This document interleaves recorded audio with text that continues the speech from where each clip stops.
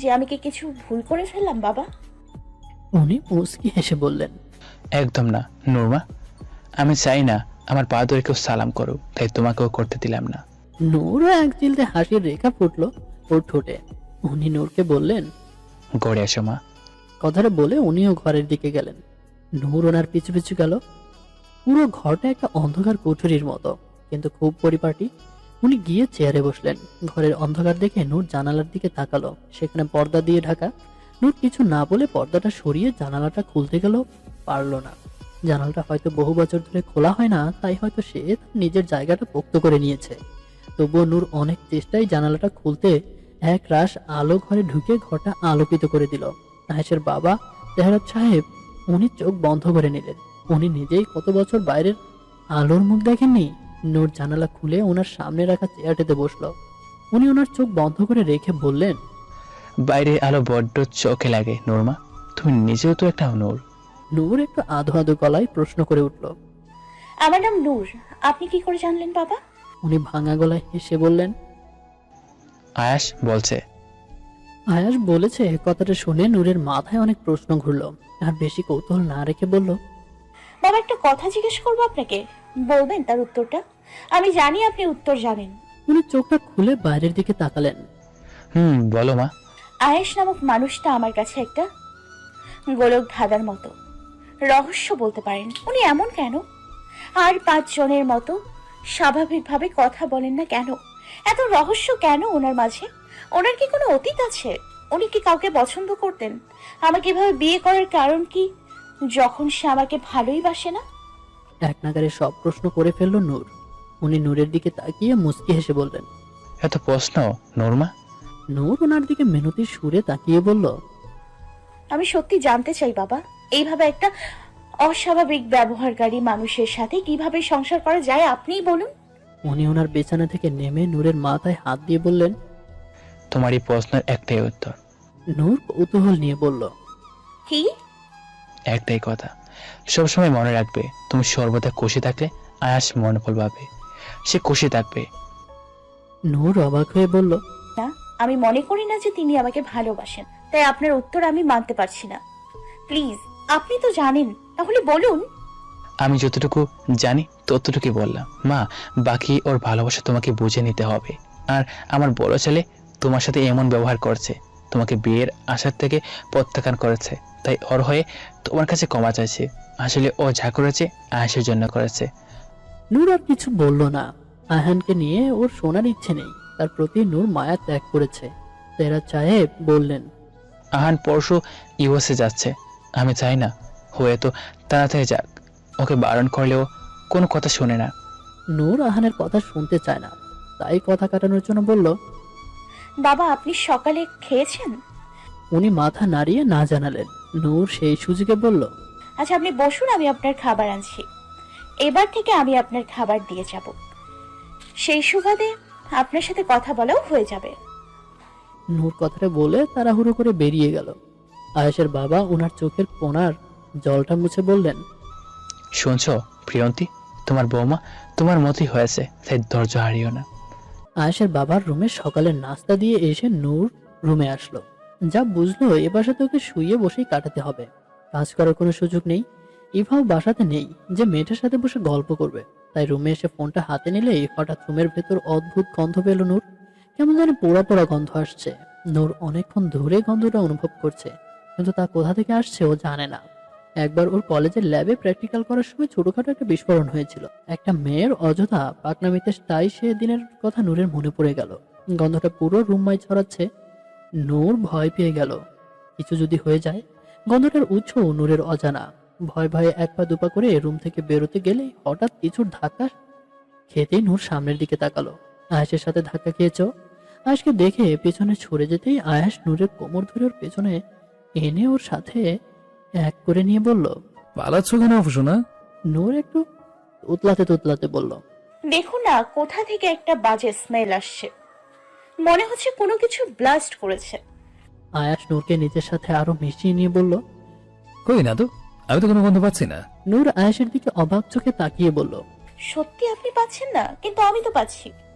কথাটা বলেই লম্বা শ্বাস নিয়ে দ্রুত নিঃশ্বাস ছাড়লো নূর। না, এখন এখন তো ওই আর গন্ধটা পাচ্ছে না। হঠাৎ করে কি হলো? নূর অবাক হয়ে আয়েশের দিকে তাকিয়ে বলল, বিশ্বাস করুন আমি গন্ধটা পাচ্ছিলাম। তুমি আমাকে বিভ্রান্ত করার চেষ্টা করছো আফসোনা। পানিশমেন্ট তো পেতেই হবে। এমনিতে একটু আগে বুকে টর্চার করা নিনজা টেকনিক শিখে আসলাম, কাজে লাগাতে হবে না? নূর শুকনো ঢোক গিলে ছাড়ানোর চেষ্টা করলে আয়াস কোলে তুলে নিল। আমার থেকে পালানোর বাহানা গুজো? এখন পানিশমেন্ট নাও। নূর আর কিছু বলতে পারলো না। আয়েশের দিকে অবাক চোখে তাকালো। অদ্ভুত একজন। শোনো, তোমাকে আমি এটাই প্রথম আর এটাই শেষবারের মতো বলছি, তোমার ভাইয়ার মাথাটা বিগড়ানো বন্ধ করো। তোমার জন্য তোমার ভাইয়া এখনো আমাকে বিয়ে করেনি, বিয়ে করেও শান্তি দিলে না তুমি আমাকে। তাই এসব ছেলে ভোলামি কথাবার্তা এগুলো বন্ধ করো। ক্রমাগত মায়ার এমন উদ্ভট কথা শুনে নূরের চোখের জল আর আটকালো না। না জানি মায়া ওদের ভাই বোনের মতো পবিত্র সম্পর্কটাকে কত নোংরা চোখে দেখে। ভাবলে নূরের নিজেকে শেষ করে ফেলতে ইচ্ছে করে। নূর ভাঙা গলায় বলল, ভাবি দয়া করে তোমার এই মন মানসিকতা পরিবর্তন করো। না জানি তোমার সাথে আমার কোন জন্মের শত্রুতা আছে যে তুমি আমাকে সহ্য করতে পারো না। নূরের কথা শুনে মায়া রেগে গিয়ে বলল, শত্রুতা? এর মাঝে আবার শত্রুতা এলো কোথা থেকে? আমি তোমাকে নিজের বোনের মতো ভাবি, আর তুমি আমাদের মাঝে শত্রুতার কথা বলছো? হঠাৎ মায়া কেমন জানি উল্টো সরে গাইতে লাগলো। নূর তার কারণ বুঝলো না, তবুও বলল, চোখের জল মুছে খানিকটা স্বাভাবিক গলায় বলল নূর, আমি জানি তুমি মুখে সবার সামনে এমন মিষ্টি মিষ্টি কথা বললেও তোমার অন্তরে আমার জন্য ঘৃণার ভরা। তুমি কেন আমাকে সহ্য করতে পারো না তা আমি সত্যি যদি জানতে পারতাম। হঠাৎ আচমকাই অপর পাশ থেকে হুট করে নূরের ভাইয়া বলে উঠল, কিসব বলছিস এগুলো? তোর আর মায়ার মাঝে শত্রুতা হতে যাবে কেন? মায়া তোকে যথেষ্ট ভালোবাসে। নূর হঠাৎ করে ওর ভাইয়ার কণ্ঠ শুনে চমকে উঠল, তবুও নিজেকে সামলে বলল, ভাইয়া তুমি হয়তো পুরোটা শোনোনি, এটা নতুন কিছু না। আমি জানি না সত্যি আমার দোষটা ঠিক কোথায়। ওর ভাইয়া নূরকে অনেক বিশ্বাস করে, মায়ার তুলনায়ও বেশি। আর এই সব ছোটখাটো বিষয়ের কারণে মায়া নূরকে সহ্য করতে পারে না। নূরের প্রতি এই বিশ্বাস থেকে নূরের ভাইয়া মায়ের দিকে প্রশ্ন ছুড়ল। কি বলছো তুমি নূরকে? মায়া একটু ভ্যাবাচাকা খেয়ে গেল, তবুও ও হারার পাত্রী নয়, তাই সাবলীল ভাবেই বলল, তুমি তো শুনলে নূর কি বলল? ও বলল আমি নাকি ওকে সহ্য করতে পারি না, আমি নাকি ওকে হিংসা করি, আরো কত কিছু। নূর শুধু শুনছে, অবলীলায় মায়া ওকে মিথ্যাচার করছে। নূরের ভাইয়া বলে উঠল, এগুলো কি শুনছি নূর? তোর থেকে এগুলো আশা করিনি। মায়া তোর ভাবি হয়, তুই তাকে এমনটা বলতে পারিস না। যাই হোক, তোর ব্যবহারে এখন তো মনে হচ্ছে আমাদের বিয়ে হলে তুই এই বাসায় আসলে আমাদেরকেই বাসা ছাড়তে হবে। ওর ভাইয়ার বলা শেষের কথাটা যেন ওকে ভেঙে দুমড়ে মুচড়ে দেওয়ার মতো যথেষ্ট। কান্না মিশ্রিত কণ্ঠে বলল, ভাইয়া তুমি অন্তত এই কথাটা বলতে পারলে। মায়া ওপাশ থেকে বলে উঠল, ইমোশনাল ব্ল্যাকমেল করার চেষ্টা করো না নূর, তোমার ভাইয়া এখন সব জেনে গেছে, তাই তুমি এসব বলছো, তাই না? নূরের ভাইয়া যখন মায়ার কথাটা চোখ বন্ধ করে বিশ্বাস করে ওকে দোষারোপ করতে পারে, তখন বাইরের কোনো মানুষ কথায় ওর কোনো যায় আসে না। নূর ভাঙা গলায় বলল, জি ভাবি তুমি ঠিক বলেছো, আমি ইমোশনাল ব্ল্যাকমেল করছি। যাই হোক, তোমাদের বিয়ে হলে আমি আর তোমাদের বাসায় যাব না, চিন্তা নেই। আচ্ছা রাখছি গো, আল্লাহ হাফেজ। আর ভাইয়াকে বলো সে যেন আমাকে নিয়ে আর চিন্তা না করে। কথাটা বলে নূর কলটা কেটে দিল। ফোনটা হাত দিয়ে দূরে ছুঁড়ে ফেলে ফুপিয়ে কেঁদে উঠল। ফোনটা ভেঙে যাওয়াতে তার এক অদ্ভুত আওয়াজ হলো। নূর ফুপিয়ে কাঁদতে কাঁদতে একসময় জোরে জোরে কেঁদেই ফেলল। প্রিয় মানুষদের থেকে পাওয়া আঘাতগুলোর কাছে অন্য আঘাতগুলো তুচ্ছ। স্যার, আপনারা এইভাবে আমাকে প্রেসারাইজ করতে পারেন না। তাছাড়া আমি জানি আমাকে কি করতে হবে, বারবার আমাকে মনে করে দেওয়ার প্রয়োজন নেই। অনেকটা কর্কশ কণ্ঠে বলল আয়াস। সামনে বসে থাকা মধ্যবয়সী লোকটা তার চোখের চশমাটা ঠিক করে বললেন, এটা কোনোভাবে একটা সায়েন্টিস্ট সুলভ আচরণ হয় না আয়াস। তাছাড়া তুমি হয়তো ভুলেই গেছো যে আমি তোমাদের হেড, আর তুমি আমাদের এই প্রজেক্টের বড় প্রজেক্টরের দায়িত্ব নিয়েছো, আর এই হলো তোমার এগ্রিমেন্ট। কথাটা বলে আয়াসের দিকে বেশ 100 পাতার একটা এগ্রিমেন্ট এগিয়ে দিলেন, যার প্রতিটা পাতায় আছে আয়াসের বাঁকা হাতের সিগনেচার। আয়াস পেপারগুলো নিয়ে দূরে ছুড়ে দিল। ও ওনার দিকে এগিয়ে গিয়ে বলল, ভুলে যাবেন না স্যার, আমি ছাড়া এই এক্সপেরিমেন্ট অসম্ভব। Because I have the dead body, সেটা আপনাদের দরকার। তাই আপনারা আমার সাথে থাকলেন কি না থাকলেন বা আমাকে বরখাস্ত করলেন, I don't care, but I will succeed for sure. আয়াসের কথা শুনে উনি একটু থেমে গেলেন। আর যাই হোক, উনি জানেন যে আয়াস ঠিক কতটা দক্ষতাপূর্ণ। উনি খানিকটা ঠান্ডা গলায় বললেন, ওয়েল, ফরগেট ইট। আমরা এগ্রিমেন্ট নিয়ে কথা বলি। আয়াস একটা বাঁকা হাসি হেসে টেবিলের উপরে থাকা অ্যাসিডের বোতলটা মাটিতে ছুঁড়ে মারলো। Go to hell with your experiment. কথাটা বলে বেরিয়ে গেল। ওর মাথায় যেন রক্ত চড়ে গেছে রাগে। ওর উপর কেউ অযাচিতভাবে কোনো রকম প্রেশার ক্রিয়েট করলে বা উঁচু গলায় কথা বললে আয়াস তা সহ্য করতে পারে না। গাড়িতে উঠে ড্রাইভারকে গাড়ি স্টার্ট দিতে বললেই ড্রাইভার বলে উঠলো, স্যার, আপনি এখন আপনার ল্যাবে যাবেন না বাসায় যাবেন? আয়াস রেগে গিয়ে উচ্চ কণ্ঠে বলল। আমার বাসায় যে আমার ল্যাব, সেটা কি তুমি জানো না? উনি ভয়ে কাঁচুমাচু হয়ে বললেন, আসলে স্যার, বাসায় যাওয়ার রাস্তা অন্য আর আপনার ল্যাবে যাওয়ার রাস্তা অন্য, তাই আর কি। আয়াস আর কিছু বলল না। রাগ হচ্ছে খুব, আর এখন রাগ কমানোর একটাই উপায়, যা হলো ওর আফু শোনা। আয়াস নূরের নাম্বারে কল করলো, ফোন সুইচ অফ। বিরক্তি নিয়ে আর একবার ফোন করলো, আবারও সুইচ অফ। রাগের পরিমাণটা বাড়তে লাগলো। না জানি আজ কি হবে। নূরের থেকে ঠিক 1 হাত দূরত্বে ঝনঝন করে কাচের ছোট্ট অ্যাকোরিয়ামটা ভেঙে কুরুকুরু হয়ে গেল। নূর চোখ মুখ খিচে বন্ধ করে নিল, ভয়ে ওর গলা শুকিয়ে আসছে। আয়াস হঠাৎ এমন রেগে গেল কেন নূর তা জানে না, তবু ওর আর কোনো মন মানসিকতা নেই আয়াসকে কারণ জিজ্ঞেস করার। ও জানে মানুষটা ওকে পরোয়া করে না। নূরের ভীষণ পরিমাণ কান্না পাচ্ছে। এটা কি ধরনের জীবনযাপন করছে ও, যেখানে ওর নিজের পরিবারের দূরে ঠেলে দেয় অবিশ্বাস করে, আর আরেকদিকে একটা সাইকো মানুষের সাথে জীবন কাটাতে হয়, যে এই ভালো আর এই খারাপ। নিজের জীবনের প্রতি তীব্র অনীহা জাগছে নূরের। নূর কোনো সারা শব্দ করছে না, চুপ করে মেঝেতে বসে আছে। নূরের এমন মূর্তির মতো ভাবাবেগ দেখে আয়াস এবার আরো একটা কাচের জিনিস নিয়ে মেঝেতে ফেলে দিল। নূর চমকে কেঁপে উঠল। নূর তবুও আয়াসকে কিছু বলছে না। আয়াস নূরের হাত ধরে টেনে তুলে বলল, এই মেয়ে, মরে গেছো নাকি? কিছু বলছো না কেন? নাকি বোবা হয়ে বাকশক্তি হারিয়েছো? কোনটা? নূর আয়াসের হাতের বাঁধন ছাড়িয়ে বলল নরম কণ্ঠে, আর কিছু ভাঙবেন নাকি? আমাকে শেষ না করলে আপনার শান্তি নেই? কোনটা? বাঁচতে দিন না আমাকে। কেন আমাকে বেঁচে থাকতেও মরে যেতে বাধ্য করছেন বলুন তো? আমি তো আপনার কোনো ক্ষতি করেছি বলে আমার মনে হয় না। না আপনাকে আমি আগে কখনো চিনতাম, আর না আপনাকে আগে কখনো দেখেছি।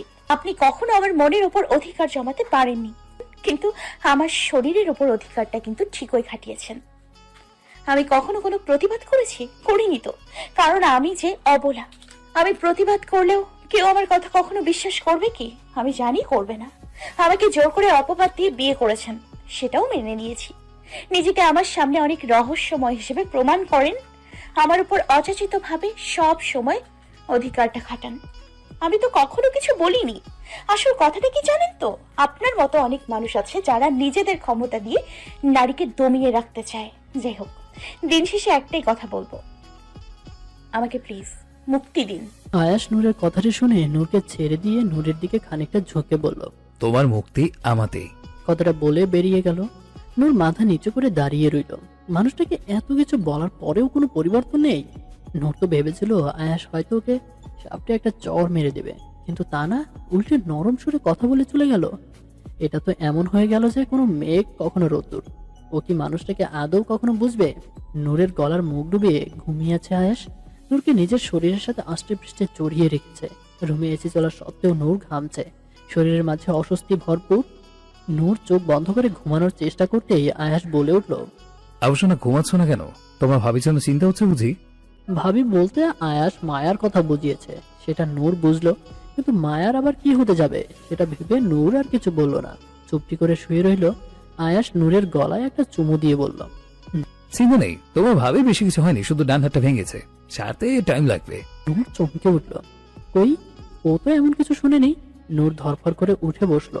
আয়াস বিরক্ত হয়ে বলল, বারবার দূরে চলে যাও কেন বলো তো? এই জন্যই তো পানিশমেন্ট দেই। নূর থমথমে গলায় বলল, কি হয়েছে ভাবি? আয়াস একটা হাই তুলে বলল, অ্যাক্সিডেন্ট করেছে হয়তো, ওই আর কি। বলবি কিভাবে? সে তো বউয়ের সেবায় মগ্ন, যেমনটা আমি তোমার নেশাতে সাথে পাগল। নূর অবাক হয়ে বলল, কি ওরে, আপনি কি করে জানলেন যে ভাবির অ্যাক্সিডেন্ট হয়েছে? আর কই, ভাইয়া তো আমাকে কিছু বলেনি। আয়াস এবার উঠে নূরকে কাছে টেনে নিয়ে বলল, আমি তো হালকা করে একটা ধাক্কা দিলাম আর তোমার ভাবি রাস্তায় পড়ে গেল। এটা আমার দোষ বলো? আবার আফরসোনাকে কেউ কষ্ট দিলে আমার কষ্ট হয় না বুঝি? কথাটা বলে নূরকে জড়িয়ে ধরে ঘুমিয়ে পড়ল। নূরের মাথা ঘুরছে। আয়াসের বাবার বলা কথাগুলো, তোমার খুশিতেই আয়াস খুশি। ওনার বলা কথাটা সত্যি নাকি মানুষটার ব্যবহারই একটা গোলক ধাঁধা? ভাবি এখন কেমন আছে? হালকা নরম সুরে বলল নূর। নূরের কথা শুনে ওর ভাইয়া গাল থেকে হাত নামিয়ে কপালে ভাঁজ ফেলে চিন্তিত সুরে বলল, রাতে তো অনেক জ্বর এসেছিল, হাতটাও ভেঙে গেছে, ঠিক হতে সময় লাগবে। আয়াস বলে উঠল। কে যে মারলো এভাবে ধাক্কাটা? টেবিল সে একটা। কথাটা বলতেই নূরের দিকে তাকালো নূর। ও আয়াসের কথাটা শুনে আয়াসের দিকে তাকালো। মানুষটা একটা অপরাধ করেছে নিজে, আবার এখন নিজেই নিজের সম্পর্কে এমন উল্টাপাল্টা বলছে দেখে নূর অবাক হলো। নূরের ভাইয়া বলে উঠল, কি আর বলি বলো, যা হওয়ার তো তা হয়েছি। আর তাছাড়া মায়া আমাদের বিয়ের জন্য অনেক জোর করেছিল কয়েকদিন ধরে, কিন্তু নূরকে নিয়ে চিন্তায় ছিলাম বলে তাই আর বিয়ের কথা ভাবিনি। কিন্তু এখন যা অবস্থা তাতে আরো কিছুদিন পিছিয়ে গেল। নূর মাথা নিচু করে আছে, চুপচাপ ওর ভাইয়ার কথা শুনছে। ওনার কথা শেষ হতেই আয়াস বলে উঠল, ভাইয়া, এটা তো ভাবির বাড়ি, রাইট? ভাবির আম্মু কোথায়? ওনাকে তো দেখছি না। উনি কিচেনে আছেন, তুমি বসো, আমি ডাকছি ওনাকে। আয়াস ওর জায়গা থেকে উঠে ব্যস্ততা নিয়ে বলল, আরে সমস্যা নেই, তুমি এখানে থাকো, আমি ওনার সাথে দেখা করে আসি। কথাটা বলে আয়াস রুম থেকে বেরিয়ে গেল। মায়া ঘুমিয়ে আছে। মেয়েটার হাতের অনেক অংশ, তাছাড়া শরীরের বিভিন্ন জায়গায় আঁচড় পেয়ে ছিলে গেছে। নূর বিছানার একপাশে মায়ের কাছে চুপচাপ বসে আছে, আর ওর পাশে ওর ভাইয়া চেয়ারে বসে আছে।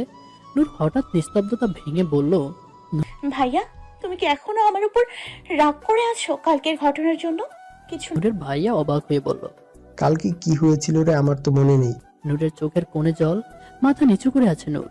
ভাঙা কণ্ঠে বলল, না ভাইয়া। নূরের কথা শোনার পর নূরের ভাইয়া অনেক ভাবার চেষ্টা করলো।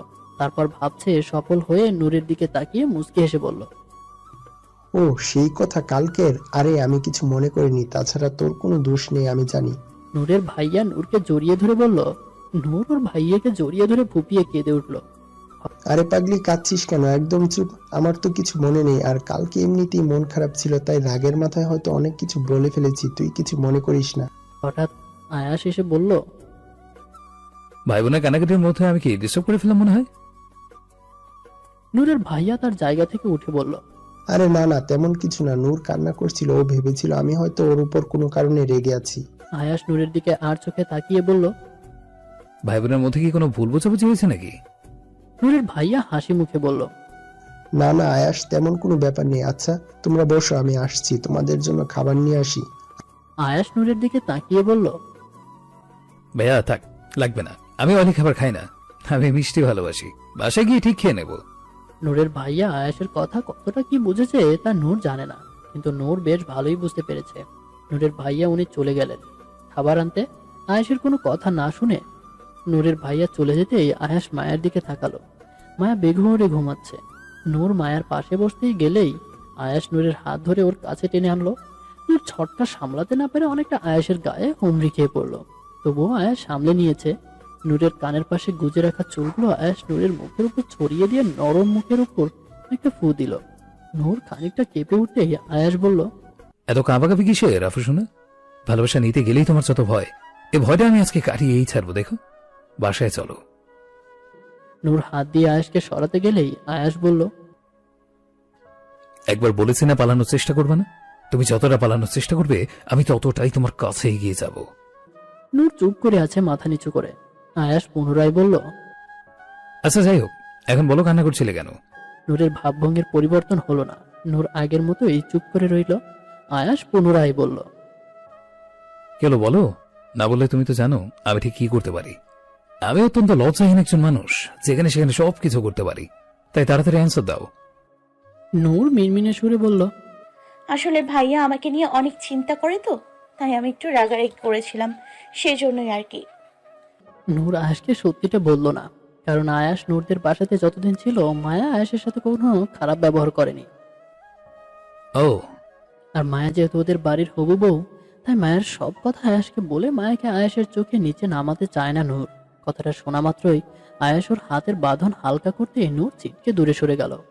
আসলে আয়াস ওকে এত শক্ত করে আটকে রেখেছিল যে আচমকাই ছেড়ে দিতে নূর ভারসাম্য হারিয়ে ফেলল। আয়াস নূরের দিকে স্বাভাবিক দৃষ্টিতে তাকিয়ে বলল। নূর আয়াসের মুখ দেখে বুঝতে পারলো যে আয়াস কোনোভাবেই ওর কথা বিশ্বাস করেনি। আসলে না বিশ্বাস করারই কথা। নূর মিথ্যা নামক জিনিসটাও ঠিক করে গুছিয়ে বলতে পারে না।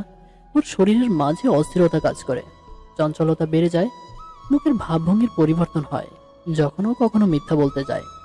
এইভাবে ও ছোটবেলায় ওর আম্মুর কাছে কতবার যে ধরা খেয়েছে তার ঠিকানা নেই। নূরের ভাইয়া প্লেট ভর্তি খাবার সাজিয়ে ওদের সামনে রাখলো।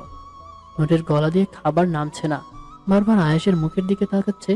মানুষটা অতিরিক্ত স্বাভাবিক, তবুও যে আয়েশের এমন একটা লুকে নূর কেন মেনে নিতে পারছে না, নূর জানে না। আয়াস সবকিছু দেখে হালিম খেলো, যেটা মায়ার মা বারবারই অত্যন্ত ঝাল দেয়। নূর যতদূর জানে আয়াস ঝাল খাবার খায় না। ইফার কাছ থেকে নূর এই কথাটা জেনেছে। আয়াসের সাদা মুখে কানের অংশটুকু লাল হয়ে আছে, মনে হচ্ছে যেন নিজের মাঝে রাগটাকে দ্বিগুণ করার চেষ্টা করছে। আর দিন শেষে রাগগুলো আয়াস নূরের উপরেই ছাড়বে। নূর এক গ্লাস জল ঢকঢক করে খেয়ে নিয়ে বলল, ভাই আমার শরীরটা ভালো লাগছে না, আমি আর খাবো না। আয়াস নূরের দিকে তাকিয়ে বলল। কি হয়েছে? নূর ঘাবড়ে গিয়ে বলল, জানি না, জ্বর জ্বর আসছে মনে হয়। নূরের ভাইয়া চিন্তিত কণ্ঠে বলল। আয়াস, তুমি যাওয়ার পথে ওর জন্য ঔষধ নিয়ে নিও। আয়াস মাথা নাড়িয়ে বলল। জি ভাইয়া। নূর চুপচাপ বসে রইল, কি হবে ভাবছে শুধু। কিছুক্ষণ পর ওরা রওনা দিল। আয়াস ড্রাইভ করছে, পাশে বসে আছে নূর। আয়াস বেশ চুপচাপ, কথা বলছে না দরকার ছাড়া। হঠাৎ আয়াস একটা ফার্মেসির দোকানের সামনে গিয়ে দাঁড়াতেই নূর বুঝতে পারলো যে আয়াস ঔষধ কিনবে। তাহলে কি আয়াস ওর কথা বিশ্বাস করছে, নাকি ওকে ওর জালেই ফাঁসাচ্ছে কোনটা? আয়াস দোকান থেকে ঔষধ এনে নূরের হাতে দিয়ে বলল, নাও, জ্বর কমবে। নূর কাঁপা কাঁপা হাতে ঔষধটা নিল। ওর তো জ্বর নেই, তাহলে ও ঔষধটা কেন খাবে? তাই হাজারো কল্পনা জল্পনা করে বলল, বাসায় গিয়ে খাই। আয়াস একটু ভারী গলায় বলল। তাড়াতাড়ি খাও, নো মোর ওয়ার্ডস। নূর আর কথা বাড়ালো না, ঔষধটা খেয়ে ফেললো। মনে মনে বলতে লাগলো, তাই যে কেন মিথ্যে বলতে চাস আল্লাহ মালুম। এখন ঔষধ খেয়ে যদি উল্টো কাজ হয়। আয়াস গাড়ি চালালো। নূর একটু অন্যমনস্ক ছিল, তাই খেয়াল করেনি যে কোথায় এসেছে। নূর গাড়ি থেকে নেমে দেখলো ওরা একটা ছোট্টখাটো বাড়ির সামনে নেমেছে। নূর অবাক হয়ে বলল, এটা কোথায়? আয়াস একটা রহস্যময় হাসি দিয়ে বলল, ডেভিল ভিলা।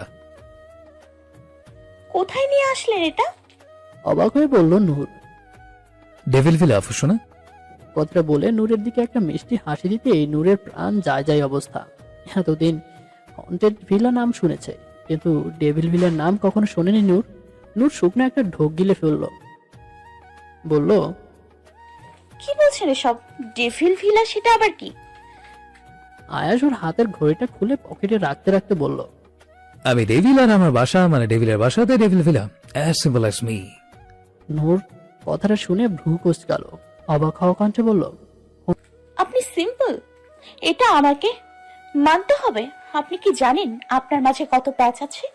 অনর্গল কথাগুলো বলে আয়েশের দিকে তাকাতেই দেখলো আয়েশ ওর দিকে কপাল কুঁচকে বিরক্ত ভাব নিয়ে তাকিয়ে আছে। ছেলেরা রেগে আছে কি বিরক্ত হয়ে আছে তা বোঝার খুব একটা ভালো দিক আছে, সেটা হলো কপালের ভাঁজ। ছেলেদের মতো মেয়েদের কপালের চামড়াগুলো ভাঁজ আসে না, বার্ধক্য ব্যতীত এবং কিছু ব্যতিক্রম ছাড়া। ছেলেরা রেগে গেলে তাদের কপালে ভাঁজ পড়ে না, তাদের চোখ মুখের অবস্থা দেখলেই বোঝা যায়। তবে বিরক্ত হলে বিরক্তি তাদের মুখে স্পষ্ট বোঝা যায়, কপালের ভাঁজ থেকে যা তীব্র বিরক্তিকে প্রকাশ করে। নূর ও আয়েশের ভাঙভঙ্গিগুলো ভালোভাবে লক্ষ্য করে বেশ, আসলে মানুষটাকে বুঝে উঠতে পারে না, তো তাই যতটুকু সম্ভব ততটা বোঝার চেষ্টা করে থেকে নিজেকে বিরত রাখে না। আয়েশের কপালে বিরক্তির ভাঁজ স্পষ্ট। নূরের বিষয়টা বেশ মজা লাগলো, কারণ ও আয়েশকে ওর কথাতে রাগাতে পারবে জানে, কিন্তু কখনো যে বিরক্ত করতে পারবে সেটা কখনো ভাবেনি নূর। আয়েশ বিরক্তি ভাব নিয়ে বলল, একটু বেশি বলে ফেলছো না আফুসোনা? হঠাৎ নূরের মাথাটা একটু টাল দিতেই নূর কয়েক কদম পিছিয়ে গিয়ে বলল, বেশি বলি আর কম বলি আমি এখানে যাব না। বলতে বলতে ওর মাথাটা ঘুরতে লাগলো। মাথার চক্করে আর আয়াসের ভয়ে নূর আরো কয়েক কদম পিছিয়ে যেতে গেলেই আয়াস ওর হাতটা ধরে ওর কাছে টেনে এনে একেবারে কোলে তুলে নিল। নূর যেন হাওয়াতে ভাসছে। আয়াস কোলে তুলে নিয়ে হাঁটতে লাগলো। নূর শক্ত করে জামার কলারটা চেপে ধরে আছে। আয়াসের শরীর থেকে অপূর্ব এক সুবাস ভেসে আসছে। শরীরের মাঝে আছে একরাশ শীতলতা আর সুগন্ধ অনুভূতি, যা আয়াসের এত কাছে না আসলে নূর জানতেই পারত না। আয়াসের চোখের দিকে তাকালো নূর। হালকা বাদামি চোখগুলো লেন্সবিহীন, হালকা কোকড়ানো চুলগুলোতে থাকা খানিক প্যাচগুলো দেখে নূরের মাঝে প্রবল ইচ্ছে জাগছে তা ছড়িয়ে দেওয়ার। নিজের সুপ্ত বাসনাকে পূরণ করার জন্য অন্যর হাতটা আয়াসের মাথার দিকে তুলতে পারল না।